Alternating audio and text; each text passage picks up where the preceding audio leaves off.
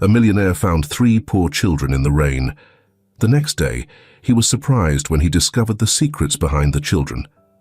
The rain drummed steadily against the windshield, the rhythmic wipers struggling to clear the torrent. Outside, the world blurred into streaks of grey and silver under the dim glow of streetlights. Frank tightened his grip on the steering wheel, his leather gloves creaking faintly. The warmth of the car, the low hum of the heater, and the faint scent of fresh pine from the air freshener cocooned him in comfort. His mind wandered briefly to Catherine, likely curled up with her favorite book, waiting for him with the patience she always seemed to have. She'd laugh when he came in soaked, shake her head at his lack of an umbrella, and kiss him anyway.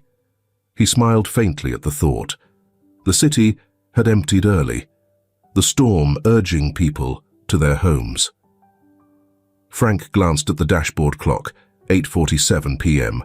Just a few more blocks, and he'd be home.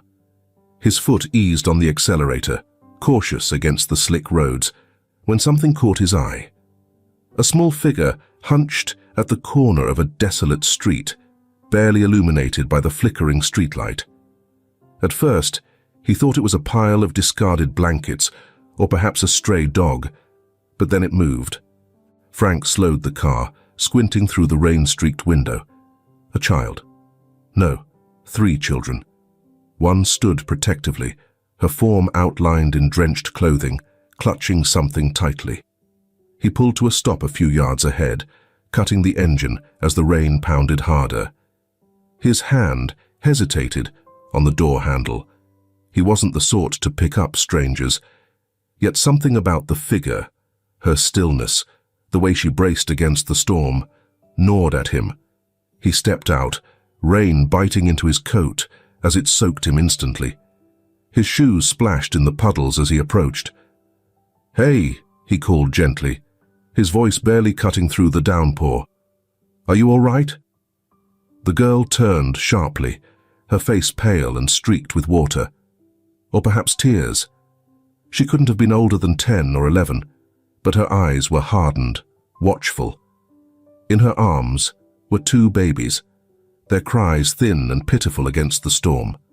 They were wrapped in mismatched blankets, the fabric sodden and clinging to their small bodies. "What are you doing out here?" Frank asked, lowering his voice to avoid startling her. "You'll freeze." She said nothing, her grip tightening on the babies as she shifted slightly, as if to shield them from him. The defensive movement struck him. She wasn't just standing in the rain. She was guarding them. "I'm not going to hurt you," he said after a moment. His tone was calm, deliberate. "I just want to help." Her gaze flicked to his car, then back to him. "We're fine," she said, though her voice wavered, betraying the lie. "You're not," Frank replied, taking a cautious step closer. "They're crying and you're shivering. Please let me help, at least get out of the rain." The girl hesitated, weighing his words as though they might tip into a trap. He waited, patient, his coat heavy with water. Finally, she nodded just once, a small gesture of reluctant trust. "Come on," he said, stepping aside and gesturing to his car. "It's warm inside." She adjusted her grip on the babies and moved toward the car, her steps slow and wary. Frank opened the back door, letting her climb in before closing it quickly to keep the rain out. The faint scent of damp blankets and baby powder filled the space. Frank slid into the driver's seat, glancing back. The girl sat stiffly, her arms still tightly around the babies. They had quieted slightly, but let out occasional hiccuping sobs. He reached to adjust the heater. "I'm Frank," he said, keeping his tone neutral. "What's your name?" "Judy," she said after a pause. Her voice was small, but steady. "And them?" he asked, nodding toward the twins. "Alex and Adam." Her arms curled around them instinctively, her fingers smoothing the wet fabric of their blankets. Frank nodded, not pressing further. The car filled with the soft hum of the heater and the occasional cries from the babies. Judy kept her gaze out the window, her expression a mask of quiet tension. She sat like someone expecting the worst at any moment. As he pulled onto the road, Frank couldn't help glancing at her in the mirror. There was something fierce in her small frame, a determination that seemed far too heavy for her age. He wondered where she'd come from, what had brought her to the rain-soaked corner, and what she was protecting those babies from. He didn't ask. Not yet. He knew better than to push. The rain lightened as they drove, but the weight inside the car lingered. By the time Frank turned onto his street, the twins had fallen into fitful sleep, their tiny breaths audible over the engine. Judy sat unmoving, her gaze still fixed on the passing world outside, as if she wasn't sure she could trust the safety of the warm car. When they pulled into the driveway, Frank paused before stepping out. "You're safe here," he said simply. Judy didn't reply, but her hands softened slightly on the twins' blankets. The house was warm and well lit, its polished floors gleaming under soft yellow light. The faint scent of lavender from the diffusers mingled with the aroma of fresh linen, a stark contrast to the rain-soaked trio Frank had brought home. Judy stood just inside the doorway, clutching Alex and Adam as if she expected someone to rip them away at any moment. Her damp clothes left a small puddle on the tile, but she didn't seem to notice. Catherine appeared at the top of the staircase, her silhouette framed by the soft glow of the upstairs chandelier. Her hand rested instinctively on her rounded belly.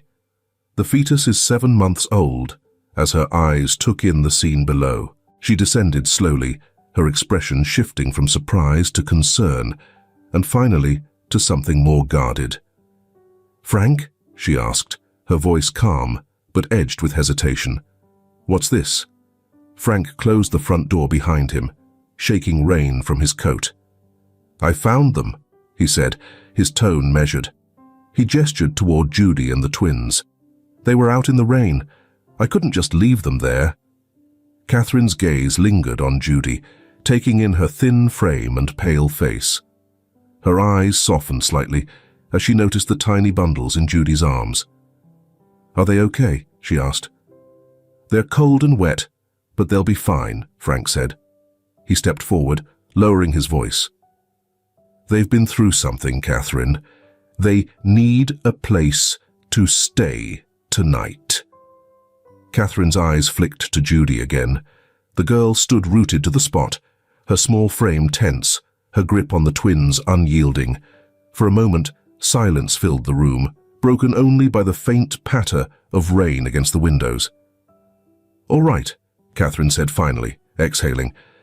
"But they need to get cleaned up, and those babies need to be warm." She gestured toward the hall. "Come on, we'll sort this out." Judy hesitated, her feet shifting slightly as if she might bolt. Catherine caught the movement and softened her tone. "It's okay, sweetheart. No one's going to hurt you here." Reluctantly, Judy followed Catherine into the living room. The space was cozy, with deep couches and a fireplace crackling softly. Catherine knelt by a large basket filled with blankets and pulled out a couple of soft flannel throws. "Here," she said, holding one out. "For the little ones." Judy blinked, her arms tightening around the twins for a moment, before she nodded and allowed Catherine to drape the blanket over Alex. The warmth seemed to calm him, his tiny cries subsiding into soft hiccups.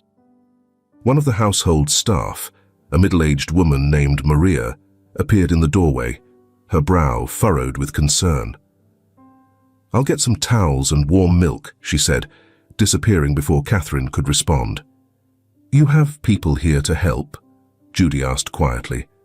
Her voice was small but steady. Catherine glanced at her, surprised by the question. "Yes, Maria, and a few others.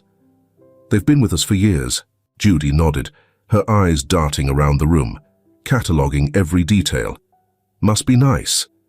There was no malice in her tone, but the weight of her words hung in the air, nonetheless. Catherine looked at Frank, who gave her a small nod before stepping away to call Maria back for assistance. "Judy," Catherine said softly, her voice gentle but firm. "Let's get those babies comfortable. You can stay here tonight, and we'll figure things out tomorrow." Judy hesitated, then nodded. She allowed Maria to take Alex and Adam, though her eyes never left them as they were carried into another room. Without their weight in her arms, she seemed smaller somehow, as though the burden she'd been carrying was the only thing holding her up. Hours later, after baths, warm milk, and dry clothes had settled the twins into restless sleep, Judy sat on the edge of a wide armchair in the nursery. The room was quiet except for the faint hum of a lullaby from a mobile above the crib. Catherine lingered in the doorway, watching unseen as Judy leaned forward, resting her elbows on her knees. "Hush now. Don't you cry." Judy's voice was barely above a whisper, her tone soothing but tinged with something heavy, almost mournful. She sang as she gently rubbed Alex's tiny back, her other hand resting protectively on Adam's blanket. Catherine stayed where she was, her hand instinctively moving to her belly. The sight of Judy, a child herself, yet so maternal, stirred something in her. She thought of her own mother, who had hummed the same tune when Catherine was a girl. But there was a weariness in Judy's voice that no child should carry. Judy's song faltered as she glanced at the crib, her eyes glossy with unshed tears. She shook her head slightly, as if to shake off the moment, and stood to adjust the blanket around Alex. When she turned, she caught sight of Catherine in the doorway. Neither of them spoke. Catherine offered a small, understanding smile, and for the first time, Judy's guard slipped just enough to let a flicker of trust pass between them. Catherine stepped back, leaving Judy to her quiet vigil. In the hall, she found Frank waiting. "She's tougher than she looks," she murmured. Frank nodded. "I think she's had to be." Catherine glanced back at the nursery door, her hand still resting on her belly. "We'll figure it out," she said softly. "For now, they're safe." And for the first time that evening, it felt like a truth she could hold on to. The house had settled into a soft quiet, the only sounds being the occasional creak of wood underfoot and the faint murmurs of rain against the windows. Frank found Judy sitting cross-legged on the nursery floor, a quilt wrapped around her small frame. Alex and Adam lay swaddled in their makeshift crib, their breaths slow and steady. "Can I sit?" he asked, gesturing to a spot on the floor. Judy looked up, her eyes wary, but nodded. Frank lowered himself carefully, mindful of the moment's fragility. "You've been through a lot," he began after a moment. "You don't have to tell me everything right now, but I'd like to know how I can help." Judy looked down, her fingers twisting the edge of the quilt. "It's not easy," she said, her voice barely above a whisper. "I don't even know where to start." "Start wherever feels right," Frank said gently, leaning back against the wall. "There's no rush." For a while, the only sound was the soft hum of the baby monitor. Judy closed her eyes, drawing in a shaky breath before speaking. "It started with my mum, Sarah," she said. "She worked for this man, Gerald. He's rich, like you, but not kind. He's scary."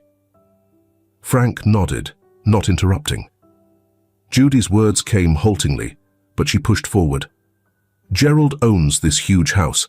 My mum was his housekeeper, and she kept everything running perfectly. She said he liked things a certain way, and if they weren't perfect, he'd get mad." Her voice faltered. "Really mad." She glanced at Frank, as if checking whether he understood. His steady gaze encouraged her to continue. "There was a woman there too," Judy said. "Joyce. She was the maid. She wasn't like the others. She smiled at me and talked to me when I visited Mom at work. She was nice." Her hand stilled on the quilt, gripping it tightly. But then she got pregnant. No one said anything, but I heard them whispering. It was Gerald's baby. I didn't really understand at first, but Mum told me later. What did she tell you? Frank asked quietly. Judy swallowed hard. That Gerald was mad.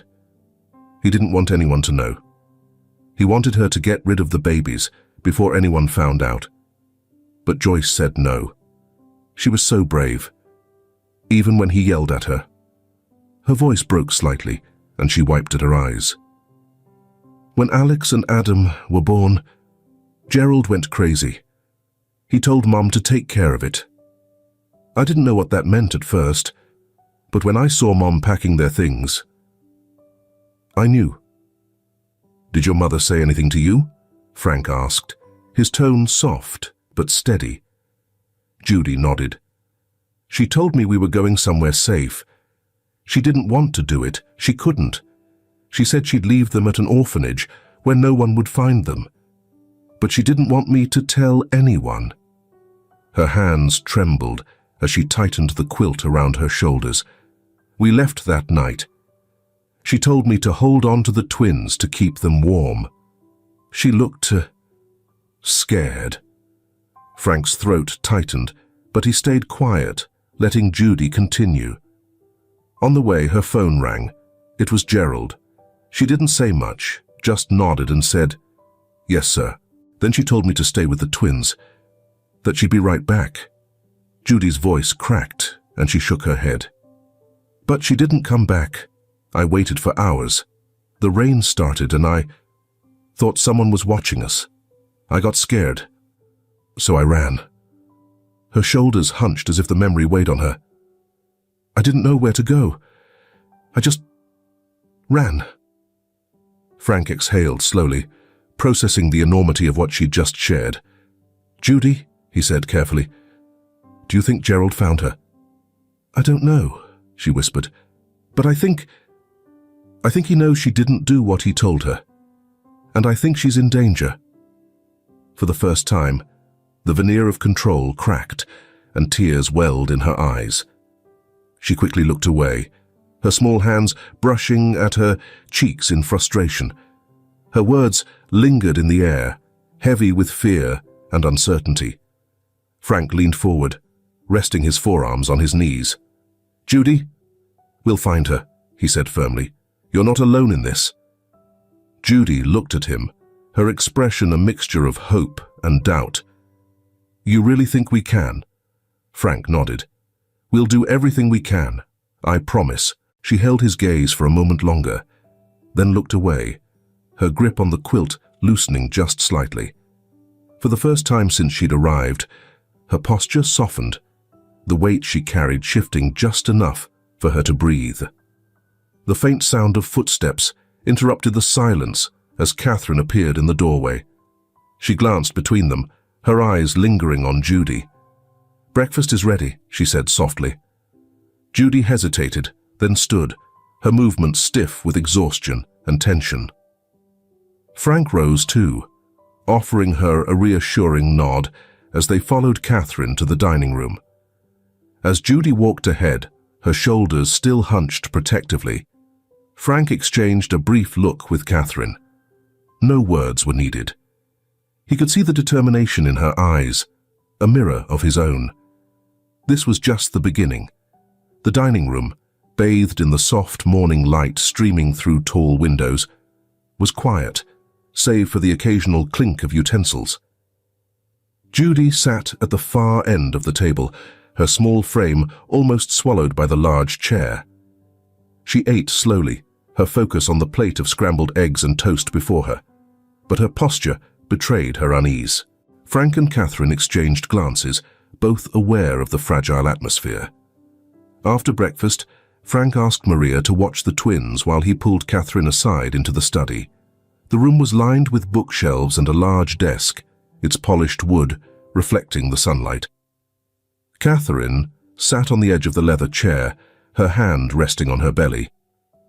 "You're planning something," she said, her voice calm, but with a trace of tension. I can see it in your eyes. Frank nodded.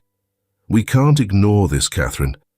Judy's mother is out there, maybe in serious danger, and there's no telling what Gerald might do next. Catherine sighed, her fingers drumming lightly on the armrest.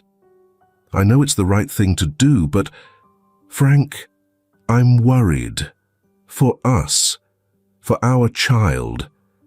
This isn't just some business deal you can fix with money or charm. This man sounds dangerous.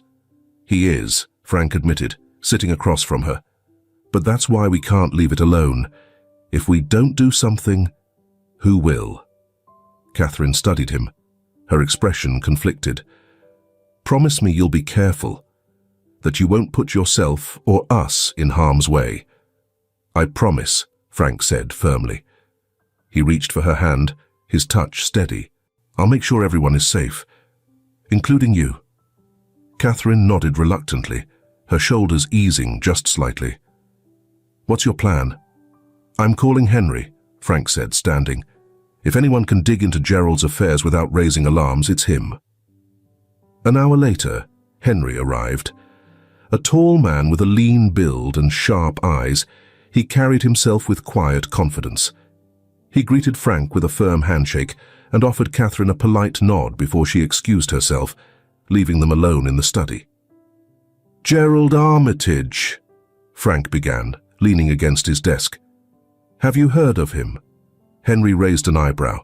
That depends.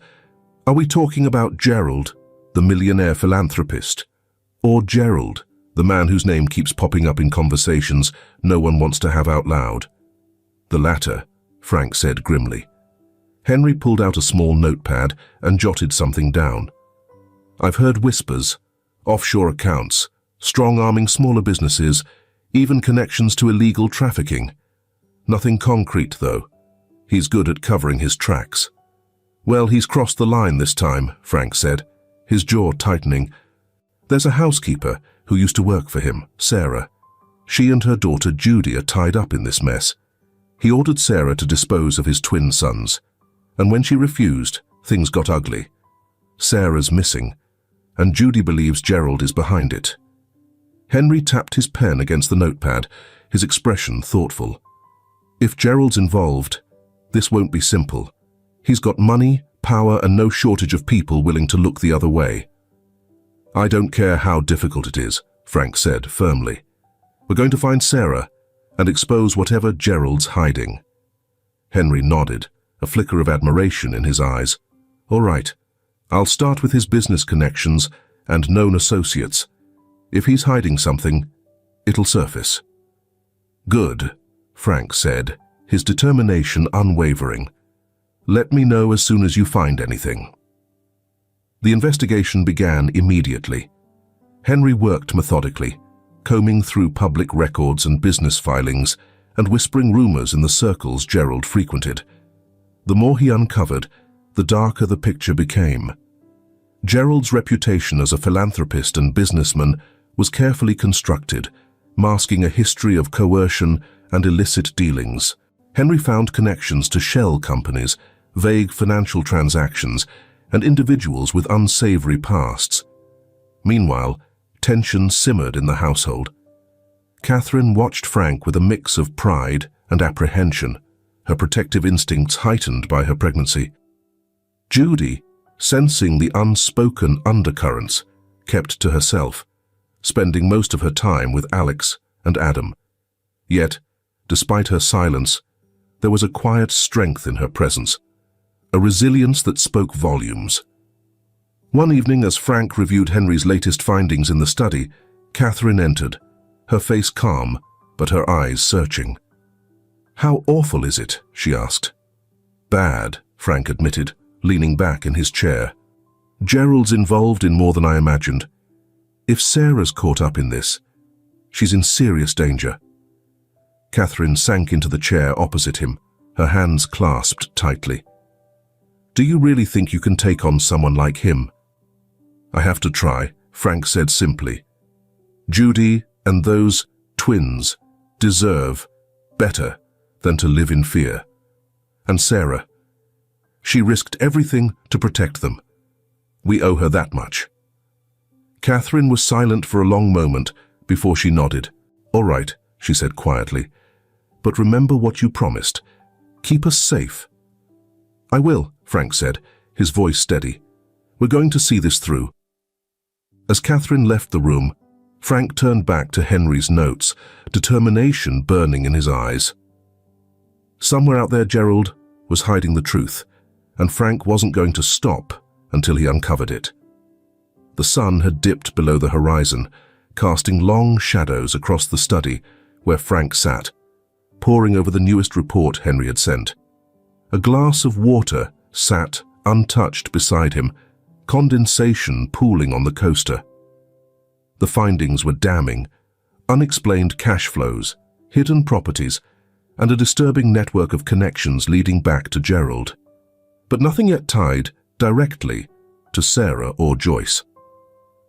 Catherine entered quietly, her hand resting on her belly as though the gesture might shield her from the weight of the conversation they were about to have. "Still no word?" she asked, her voice soft but edged with worry. "Not yet," Frank replied, without looking up. He traced a name on the paper in front of him, one of Gerald's known associates. "But we're close. I can feel it." Catherine moved to the chair across from him and sat down slowly, her movements deliberate. "You need to tell me the truth, Frank. How far are you planning to go with this?" Frank leaned back, his expression shadowed. "As far as it takes. You know that." Her jaw tightened, and she looked away for a moment before turning back to him. "And what happens if he finds out? If he realizes you're digging into his business?" "That's why we're being careful," Frank said. His tone was calm, but there was an unmistakable steel beneath it. "Henry knows how to work quietly. We're not leaving a trail." "But you can't control everything," Catherine shot back, her voice rising slightly. "You're taking on a man who clearly has no limits, Frank. What if he comes after us, after this baby?" Her hand dropped protectively to her stomach. Frank's face softened, and he reached across the desk to take her hand. "I understand why you're scared, Catherine. I do. But if we don't help Judy, who will? If we don't find Sarah, who will? I can't sit back and do nothing while they're in danger." Catherine's eyes searched his, her lips pressing into a thin line. "I trust you," she said finally, though her voice wavered. "But I need you to promise me something. Anything. Don't let this consume you. Don't forget about us in the process." Frank squeezed her hand. "I won't," he said firmly. "You and our baby come first. Always." Meanwhile, Judy began to let her guard down, bit by bit. She spent her days helping Maria with the twins, her movements careful and precise, as though she'd been taking care of babies for years. Catherine often found herself watching from the doorway, moved by the tenderness Judy showed Alex and Adam.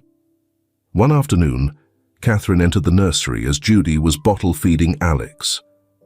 Judy glanced up, startled but relaxed when she saw it was just Catherine. "You're simpatico with them," Catherine said, her tone warm but tentative. Judy shrugged, her eyes on Alex's tiny face. "They need someone. They have you," Catherine said, sitting in the chair opposite Judy. "And now they have us too." Judy didn't respond immediately, but her lips twitched in a faint smile.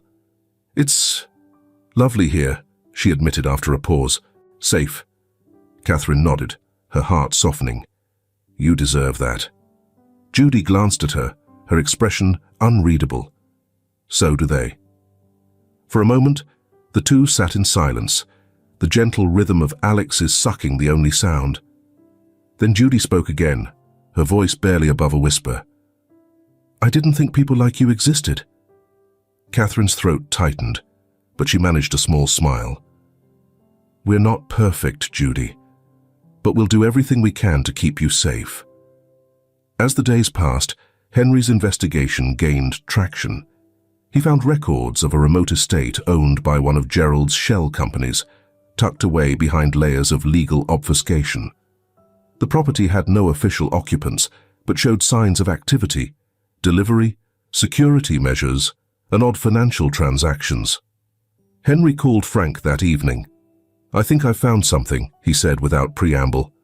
"There's a place far enough out that it wouldn't draw attention. If Sarah and Joyce are being held anywhere, it's there." Frank felt a surge of both hope and dread. "How sure are you?" 80%, Henry replied. "I'll need to dig a little deeper to be certain, but I'd bet on it." Frank's grip tightened on the phone. "Good work. Keep going." "Frank," Henry said, his tone turning serious, "you need to understand something.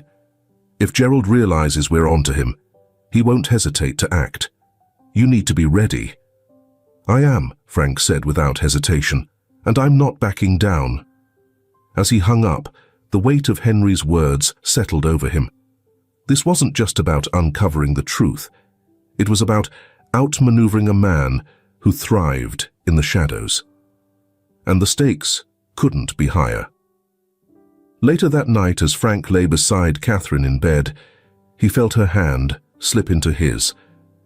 "Do you think we're doing the right thing?" she asked softly. "Yes," he said, without hesitation. "But that doesn't mean it's going to be easy." Catherine turned to face him, her eyes searching his. "Just promise me you'll come back to us, no matter what happens." "I promise," Frank said, his voice steady. "I won't let anything happen to us." But as the darkness of the room enveloped them, Frank couldn't shake the feeling that the battle ahead would test that promise in ways he couldn't yet imagine. Frank, Henry, and Bruce, the trustworthy police chief, collaborate to plan a raid on Gerald's heavily fortified estate. What's the weather like outside where you are as you listen to this story? Leave a comment to let us know. The study was dimly lit, the faint glow of Frank's desk lamp casting shadows across Henry's latest findings. The atmosphere was tense, the air heavy with the weight of uncovered truths. Frank's eyes scanned the documents laid out before him. Shipping manifests, wire transfers, and property deeds, all linking Gerald to a sprawling network of criminal enterprises. Henry stood by the bookshelf, his arms crossed, a notebook in one hand. "Drug trafficking," Henry said, his voice steady but laced with disgust.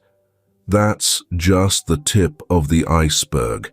He's also tied to illegal arms deals, money laundering, and a string of shell companies designed to bury his tracks." Frank exhaled slowly, his fingers pressing against his temples. "And Sarah? Joyce? Are they connected to any of this?" Henry hesitated. "Not directly, but that estate I mentioned, the one tucked away in the middle of nowhere, I'm almost certain they're there. Security measures ramped up recently, and deliveries have been made that don't match the property's supposed use." Frank nodded, his resolve hardening. "We need to move quickly. If Gerald senses we're onto him, he already does," Henry interrupted. "The man's not stupid. He started pulling back on certain activities. He knows someone's digging, and he's trying to cover his tracks." Across the house, Judy sat with Catherine in the nursery. Alex and Adam were in their cribs, their soft breaths filling the room. Catherine leaned against the wall, watching Judy adjust the twins' blankets with careful hands. "You're talented at this," Catherine said after a moment, her voice breaking the quiet. Judy glanced up, her expression unreadable. "I had to learn. When it was just me and them, no one else was there to help." Catherine's chest tightened. She stepped closer, sitting on the edge of the chair beside Judy. "It must have been hard." Judy shrugged, her gaze fixed on Alex's peaceful face. "You don't think about it. You just do what needs to be done." There was a strength in Judy's voice that Catherine couldn't ignore.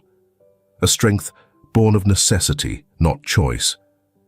"You know," Catherine said softly, You don't have to do it all alone anymore. Judy looked at her, hesitation flickering in her eyes. I'm not sure I know how to let someone else help. Catherine smiled gently. That's okay. We have time. For the first time, Judy's shoulders relaxed, if only slightly. The walls she'd built around herself seemed to shift, just enough to let a sliver of trust in. In another part of the house, Frank and Henry were joined by Bruce, the police chief. Bruce was a man of few words, his presence commanding but quiet. He flipped through the documents Henry had brought, his expression growing darker with each page. This is enough to warrant a raid, Bruce said, closing the folder with a decisive snap. But it's risky. Gerald's got resources, and if he feels cornered, there's no telling what he'll do. That's why we need precision, Henry said. No leaks, no mistakes. We go in fast, secure the hostages, and get out. Frank leaned forward, his hands clasped tightly. What about Sarah and Joyce, if they're there? They're the priority, Bruce interrupted. We'll extract them first, but we'll need more intelligence to ensure we're not walking into a trap. Henry nodded. I can pull the last few threads, get us a layout of the estate, and confirm the security measures. Frank's jaw tightened. Do it. Whatever it takes. Later that evening, Frank found Catherine in the kitchen preparing tea. She looked up as he entered, her expression softening when she saw him. But the tension in her posture remained. Is it happening? She asked quietly. Yes, Frank said, leaning against the counter. Bruce and Henry are coordinating everything. It's just a matter of time. Catherine set down the kettle, her hands trembling slightly. I'm scared, Frank. Not just for you, but for all of us. Judy, the twins, this baby. She placed a protective hand on her belly. What if something goes wrong? Frank stepped closer, his hand covering hers. I won't let anything happen to us. I promise. Catherine searched his eyes, looking for any cracks in his resolve. Just come back to me, she whispered. I will, he said firmly. And when this is over, we'll finally have peace. The next morning, Henry called with an update. I've got what we need, he said, his voice brisk. The estate's layout, the number of guards, their patrol schedules. It's all here. Frank felt a surge of both relief and anticipation. Good. When can we move? Bruce wants to meet tomorrow to finalize the plan, Henry replied. But we're close, Frank, really close. As Frank hung up, he glanced out the window, the first rays of dawn breaking over the horizon. The battle ahead was daunting, but for the first time, he felt they had a fighting chance. Back in the nursery, Judy stood by the window, holding Adam as he squirmed in her arms. Catherine watched from the doorway, her heart swelling at the sight. Judy had changed in the short time she'd been with them, her edges softening, her fear giving way to hope. But as Catherine watched, she couldn't shake the feeling that the storm they were preparing for would test all of them in ways they couldn't yet imagine. However, after the planning step comes the implementation step, especially in the current situation. The black SUVs crept silently up the gravel road, their headlights off, blending into the pre-dawn darkness. Frank sat in the lead vehicle, his heart pounding in his chest. Next to him, Bruce checked his sidearm, his expression grim. In the back seat, Henry reviewed the estate's blueprints one last time, his voice calm as he relayed final instructions through a secure radio. Perimeter team, hold positions. Wait for my signal, Bruce said into the radio. The static crackled briefly, then went silent. The estate loomed ahead, a sprawling mansion encased by high fences and flanked by dense trees.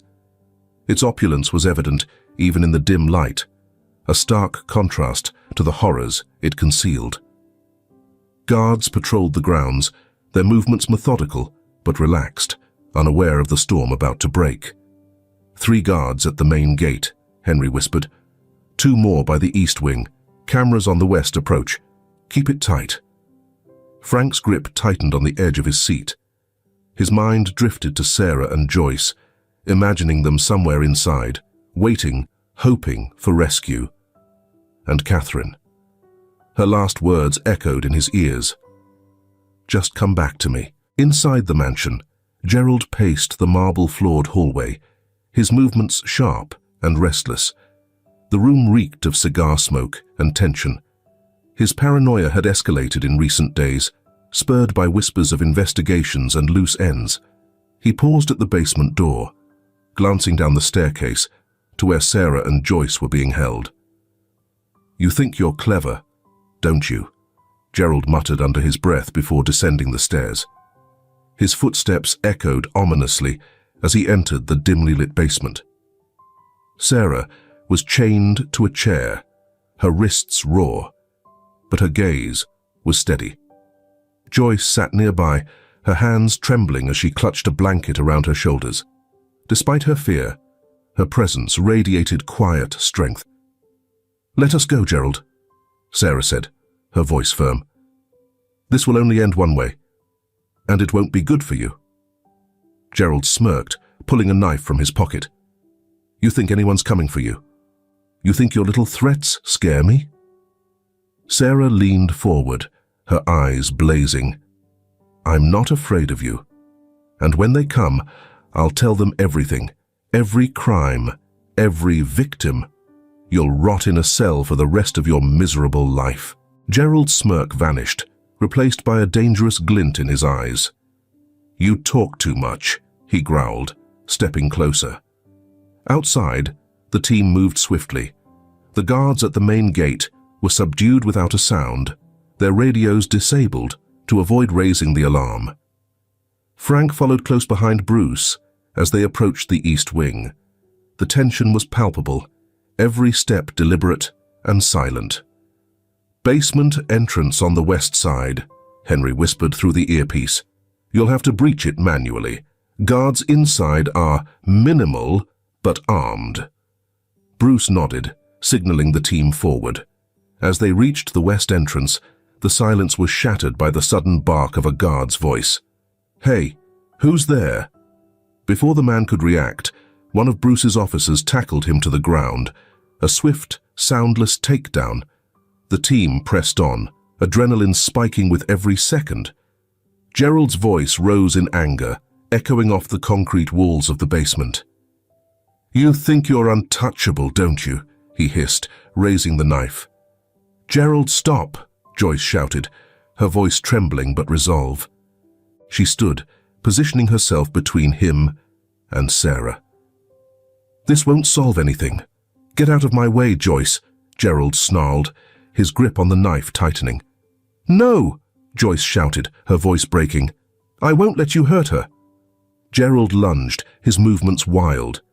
Time seemed to slow as Joyce threw herself in front of Sarah, the blade sinking into her side.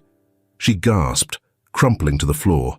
"Joyce!" Sarah screamed, her voice piercing the air.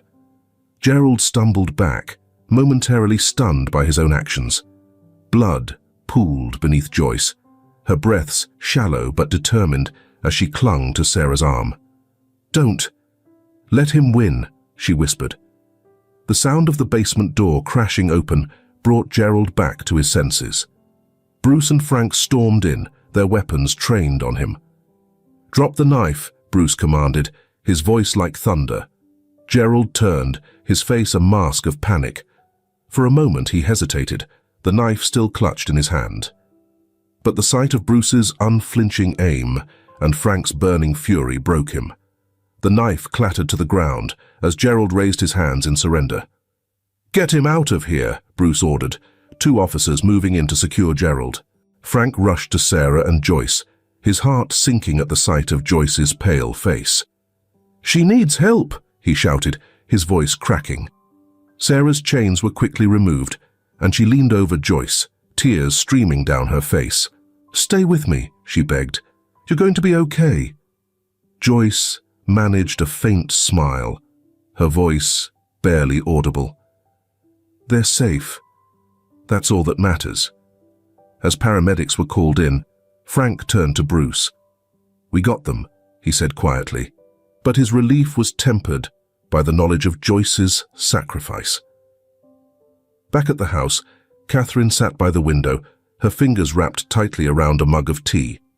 Judy sat nearby, her eyes fixed on the clock, her tension mirroring Catherine's. When the phone finally rang, Catherine answered with shaking hands. "It's done," Frank said, his voice heavy. "We got them.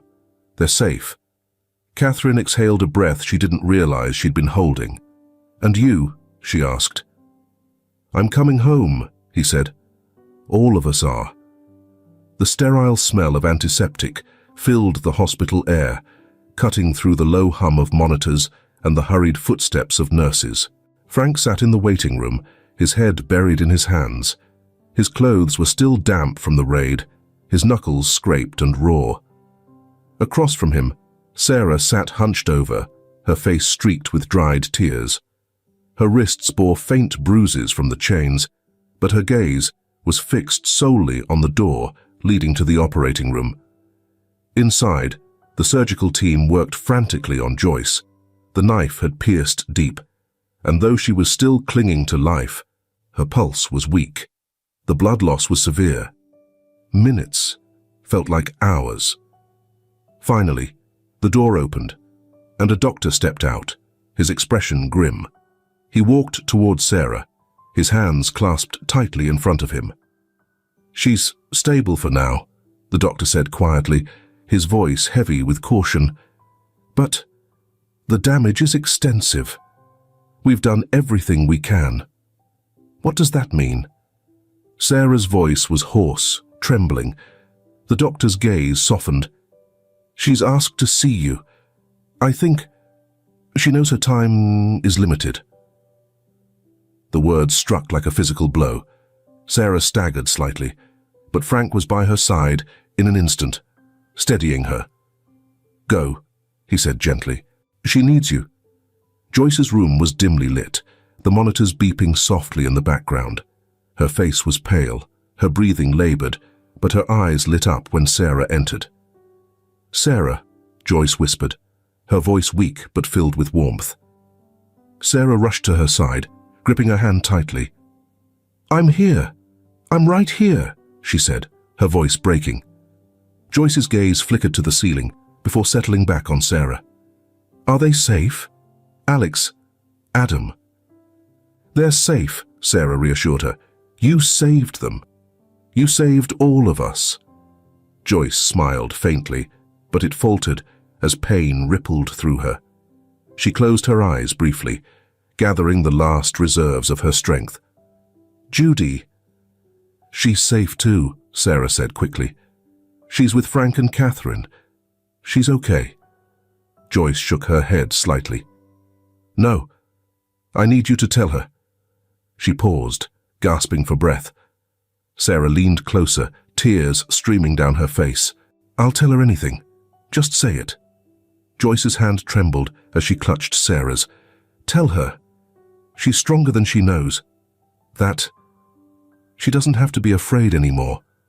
And Alex and Adam, they're hers now. She's their family. Promise me." "I promise," Sarah said through sobs. "I'll tell her. I'll make sure she knows." Joyce's lips curled into the faintest smile. "Good. That's good." Her eyes fluttered closed, her breathing slowing. The monitors beeped a steady rhythm, then faltered before falling silent altogether. "Joyce?" Sarah's voice broke, panic lacing her tone. No, stay with me, please." But Joyce was gone, her expression peaceful, her final act one of love and sacrifice.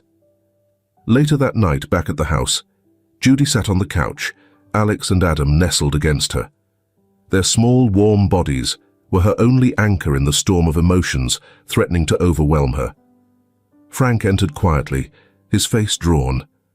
He sat beside her, his presence steady and grounding. For a moment, neither of them spoke. "Is she—" Judy's voice was barely a whisper, but the question hung heavy in the air. Frank nodded slowly. "She's gone," he said gently. Judy's arms tightened around the twins, her small frame shaking with silent sobs. Frank reached out, resting a hand on her shoulder. "She wanted me to tell you something," he said softly. "She wanted you to know how strong you are, how proud she was of you. And she wanted you to know that Alex and Adam, they're yours now. She trusted you to take care of them." Judy buried her face in Alex's tiny shoulder, her tears soaking into his blanket. "I don't know if I can," she choked out. "What if I mess up? What if I'm not enough?" Frank crouched in front of her, his voice steady but filled with emotion. "Judy, you've already done more for them than most people could ever dream of. You've kept them safe. You've loved them fiercely. That's what matters. And you're not alone anymore. We're here. All of us." Judy looked up at him, her tear-streaked face filled with equal parts fear and determination. Slowly she nodded. "I'll try," she whispered. Frank smiled, his hand squeezing her shoulder. "That's all anyone can do. And I know Joyce would be proud of you." The room was quiet again. The only sounds were the soft breaths of the twins. As Judy held them close, a new resolve began to form in her heart. Joyce's sacrifice wouldn't be in vain. She would honor it by loving, protecting, and fighting for the family Joyce had entrusted to her. And she would never be alone again. The courtroom buzzed with quiet murmurs, the tension palpable as the trial against Gerald Armitage began. Rows of reporters and spectators filled the benches, their eyes trained on the man seated at the defendant's table. Gerald's expression was a mask of defiance, but the strain in his clenched jaw betrayed his unease. For years, he had operated with impunity, shielded by wealth and connections. Now the evidence lays bare, his crimes, for the world to see. Sarah sat in the witness box, her voice steady as she recounted the harrowing events leading to Joyce's death and the raid on Gerald's estate. Her hands trembled slightly when she described the moment Gerald ordered her to dispose of the twins. "I couldn't do it," she said, her voice cracking but resolute. "No one should have to live in fear of a man like him." The prosecutor held up documents seized during the raid, wire transfers, contracts, and photographs of the hidden basement. "This evidence," he said, addressing the jury, "is not just a trail of greed, but of human lives destroyed by Gerald Armitage's insatiable thirst for power." In the gallery, Frank sat beside Catherine, his arm around her shoulder. Catherine's other hand rested on her rounded belly, her gaze unwavering as she watched Sarah. Beside them, Judy clutched a small toy of Alex's in her lap, her face pale but determined. She had asked to be here to see the man who had taken so much from her and her family. The most damning testimony came from Henry, who detailed the raid and Gerald's attempts to destroy evidence. His calm, methodical recounting of events left no room for doubt. When the prosecutor played a recording of Gerald's threats, captured by a hidden wire during the raid, a ripple of unease spread through the courtroom. "I'll kill them all if you try to stop me." Gerald's voice snarled over the speakers, sending a shiver through those present. Weeks passed as the trial unfolded, but the verdict came swiftly. On the final day, the judge read the jury's unanimous decision. "We find the defendant, Gerald Armitage, guilty on all charges." Gerald's face twisted into a smile, but it faltered as the judge sentenced him to life in prison without parole. The courtroom erupted in whispers as reporters scrambled to document the moment. For Gerald's victims, it was justice finally served. Outside the courthouse, Sarah leaned against the steps, her body trembling from the weight of the ordeal. Frank approached her, his expression soft. "It's over," he said. Sarah looked up, tears glistening in her eyes. "It's never really over, is it? Not for Joyce. Not for the people he hurt." "No," Frank admitted, "but it's a start." She nodded, drawing a deep breath. "Thank you, Frank." For everything. I don't know what would have happened without you. You don't have to thank me, he said. You're the one who showed the courage to stand up to him. Sarah managed a small smile, her shoulders straightening slightly.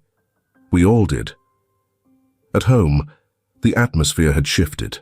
Judy had taken to sitting in the nursery late at night, holding Alex and Adam close as she whispered stories to them. Catherine often joined her, her presence warm and maternal. One evening, Judy looked up as Catherine entered, her face pensive. Do you think Joyce would be proud of me? Judy asked quietly. Catherine kneeled beside her, brushing a strand of hair from Judy's face. She'd be more than proud. She'd be amazed. Judy nodded, her gaze dropping to the twins. I want to be the kind of person she'd want me to be. You already are, Catherine said softly. And you're not alone. We're a family now. Weeks turned into months, and life began to settle into a new rhythm. Sarah started attending therapy sessions with Judy, their bond strengthening as they navigated their shared grief and healing. Frank and Catherine worked tirelessly to ensure Alex and Adam had everything they needed, from medical care to a future filled with love and stability. One afternoon, Sarah sat with Frank on the porch, watching Judy play with the twins in the yard. You've given us so much, Sarah said, her voice filled with emotion. I don't know how I'll ever repay you. You don't have to, Frank replied. Family doesn't owe. We support each other. Sarah smiled, the lines of exhaustion on her face easing slightly. You're a decent man, Frank. As the sun dipped below the horizon, Judy sat by the nursery window, the twins asleep in their cribs. She held a worn photograph of Joyce in her hands, her fingers tracing the edges. I hope you know, she whispered, her voice steady. I'm going to take care of them. I promise. In that moment, she felt a quiet strength settle over her, as though Joyce's love and sacrifice were still with her, guiding her. For the first time in a long time, Judy allowed herself to hope, not just for Alex and Adam, but for all of them. The morning sun filtered through the windows of the nursery, bathing the room in a warm glow. Alex and Adam giggled from their cribs as Judy crouched beside them, helping Adam stack colorful blocks into a precarious tower. She laughed when the tower toppled, Adam's chubby hands clapping with delight. Catherine stood in the doorway, one hand resting on her now flat stomach, a soft smile on her face. In her other arm, she cradled a newborn, wrapped snugly in a pink blanket. She's awake, Catherine said softly, her voice tinged with the awe of new motherhood. Judy turned, her eyes lighting up at the sight of the baby. She stood, brushing her hands on her jeans, and approached Catherine hesitantly. Would you like to hold her? Catherine asked. Judy hesitated but nodded. Catherine carefully transferred the tiny bundle into Judy's arms. The baby stirred, her small face scrunching momentarily before settling into sleep. She's so small, Judy whispered, her voice filled with wonder.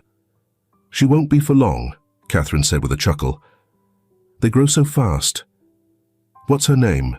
Judy asked, her eyes fixed on the baby's delicate features. Catherine's smile softened, and she glanced toward Frank, who had just entered the room, his hands stuffed into his pockets. We named her Joyce, Catherine said, her voice carrying the weight of the name, in honor of someone who gave us so much. Judy's breath caught, and she looked down at the baby with a new sense of reverence. She'd be proud, she said quietly, her voice steady. Frank approached, placing a hand on Judy's shoulder. We thought it was the best way to honor her, he said, and to remind all of us of the strength and love she showed. Later that afternoon, the family gathered in the living room. Sarah sat on the couch, holding a steaming mug of tea, her eyes bright as she watched Alex and Adam toddle around the room. Judy sat cross-legged on the floor, keeping a careful eye on them. Frank cleared his throat, drawing everyone's attention. Catherine and I have been talking, he began, his tone serious but warm. "And we've made a decision. We want to adopt Alex and Adam officially." Judy's head snapped up, her eyes wide. "Really?" Frank nodded. "They've already felt like ours from the moment we brought them into this house, but we want to make it official, to give them the security and love they deserve." Tears welled in Judy's eyes, and she blinked rapidly, trying to compose herself. "They're going to be so happy," she whispered. "And there's more," Catherine added, her gaze fixed on Judy.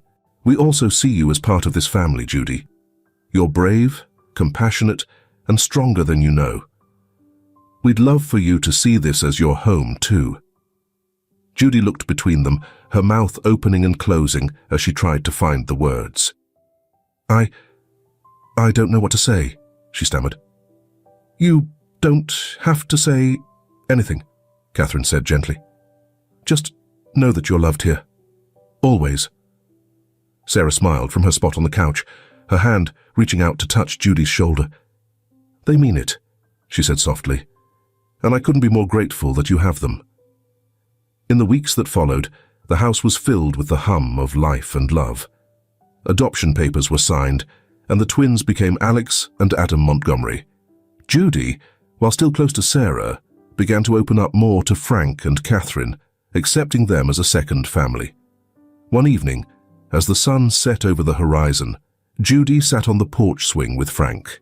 The air was cool, and the sky was painted in hues of orange and pink. Alex and Adam were inside with Catherine, while Sarah prepared dinner in the kitchen. "Do you think we'll be okay?" Judy asked, her voice quiet but steady. Frank looked at her, his gaze filled with warmth. "I don't just think it, Judy. I know it. We've been through so much, and we've come out stronger on the other side. Together." Judy nodded, a small smile tugging at her lips. Together. As the first stars began to twinkle in the evening sky, Judy leaned back in the swing, a sense of peace settling over her. For the first time in years, she felt truly at home. And as Joyce's namesake cooed softly in Catherine's arms, the family knew that the bonds they had forged through tragedy and sacrifice would carry them into a future filled with hope and love. The garden was alive with laughter, the sound of children's giggles mingling with the chirping of birds. Frank stood by the grill, a spatula in hand, flipping burgers while the smell of sizzling meat wafted through the air. The late afternoon sun cast a warm, golden glow over the yard where Judy chased Alex and Adam around the flower beds. Their shrieks of delight echoed across the space, their little legs carrying them as fast as they could manage. Sarah sat at the patio table, a glass of iced tea in her hand, watching the scene with a serene smile. Beside her, Catherine cradled baby Joyce, who gurgled happily, her tiny fingers clutching at the edge of her mother's dress. The baby's laughter seemed to punctuate every conversation, a reminder of the new beginnings they had all embraced. "You've got quite the team here," Sarah remarked, glancing at Frank as he carefully arranged the cooked patties on a platter. "Teamwork makes the dream work," he replied with a wink, earning a laugh from Catherine. "Isn't that what you said during the trial?" Catherine teased. Frank smirked. "What can I say? It applies to burgers and justice." Judy paused by the picnic table, her chest rising and falling as she caught her breath. Alex clung to her leg, his tiny face flushed with excitement. "Are we going to eat soon?" she asked, her voice tinged with mock exhaustion. "Food's ready," Frank called out, waving the platter triumphantly. Catherine rose, settling baby Joyce into her carrier, and helped Sarah arrange the plates and cups. Judy guided Alex and Adam to their seats, their small hands reaching eagerly for the burgers that Frank set before them. The table was a lively scene, filled with chatter and the clinking of glasses. Sarah recounted a story from her time working with Gerald, her voice laced with a mix of humor and disbelief at the absurdity of his arrogance. You mean to tell me he actually thought gold-plated napkin holders would impress his dinner guests? Frank asked, raising an eyebrow. Sarah laughed, shaking her head. It was Gerald. Subtlety was never his strong suit. The table erupted into laughter, even Judy giggling as she nibbled on her burger. As the sun dipped lower, painting the sky in hues of orange and pink, Frank stood at the edge of the yard, gazing at the family gathered around the table. Catherine had taken baby Joyce out of her carrier, rocking her gently, while Sarah helped Alex and Adam with their ice cream cones. Judy sat cross-legged in the grass, her arms resting on her knees, as she watched the twins with a soft smile. Frank's chest tightened as he took it all in. The road to this moment had been long and filled with heartbreak, but standing here now, he couldn't help but feel an overwhelming sense of gratitude. As twilight descended, Judy stood at the edge of the garden, watching fireflies dance in the fading light. Alex and Adam toddled toward her, their hands outstretched as they tried to catch the tiny glowing bugs. "Look, Judy!" Alex cried, his face alight with wonder. "They're glowing!" Judy knelt, cupping a firefly in her hands, before gently releasing it into the air. "They are," she said, her voice soft, "just like little stars." Adam tugged at her sleeves. "Do you think Mommy Joyce can see them?" Judy's breath caught, her eyes misting as she knelt to his level. "I think she can," she said gently, "and I think she's smiling at how pleased you both are." Frank, standing nearby, heard the exchange and felt a lump rise in his throat. He stepped forward, placing a hand on Judy's shoulder. "She'd be proud of you too," he said. Judy turned to him, her eyes shining. "Do you really think so?" "I know so," Frank replied. "You've given them so much love, Judy. That's all she ever wanted for them." The evening ended with the family gathered around a small fire pit, toasting marshmallows and sharing stories. Sarah leaned back in her chair, her face relaxed in a way it hadn't been in years. Catherine rocked baby Joyce, her heart full as she listened to the laughter around her. As the stars twinkled above, she realized that they weren't just a family forged by tragedy. They were a family built on love, sacrifice, and resilience. And together, they would face whatever came next. If this film touches your heart, leave your mark with a like. And don't forget to subscribe to our channel to explore more meaningful stories with us. Share your feelings with us and tell us your own stories. Every word you share is a building block that helps create our strong and enduring community. Together, we'll create a warm space where everyone can share and connect. Finally, don't miss the incredible stories coming your way soon. We're always here to bring you the best selections full of deep values, yet entertaining. See you there.